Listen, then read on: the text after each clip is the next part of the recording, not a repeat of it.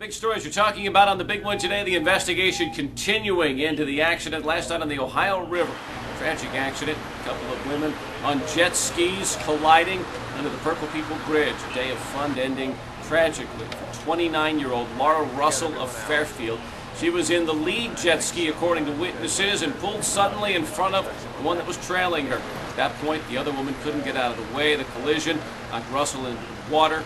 People who were on a pontoon boat nearby scrambled to get her on board the boat, tried to get her help, but at that point we understand it was too late. Police who've been investigating this say there's no connection to drugs or alcohol, anything like that.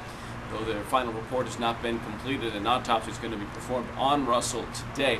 Both Ohio and Kentucky do not have any laws, regulations regarding adults who ride these personal watercraft. No license required, no boating safety classes.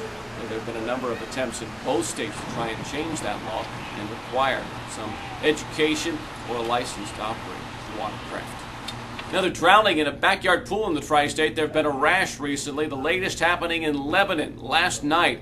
This one occurring as a 3-year-old was pulled from the water of a home on Miller Road. No word on the girl's identity yet. Police say that when she was pulled out of the water, efforts to revive her were unsuccessful. Mason Board of Education's voting to go to voters there for more money. The school board says they've already cut some $10 million from the budget, laid off 75 people. Now they need more money in Texas to avoid even deeper cuts. The Mason levy will be on the ballot in November. It's expected to cost the owner of a $100,000 home about $200 more per year.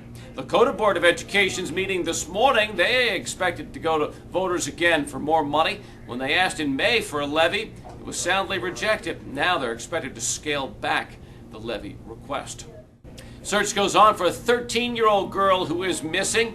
She's identified as a young black girl, 4'11", about 90 pounds. This is Samisha Admi. Her mom believes she may be hanging out in the Cheviot area. If you have any information, call Crime Stoppers, 352-3040.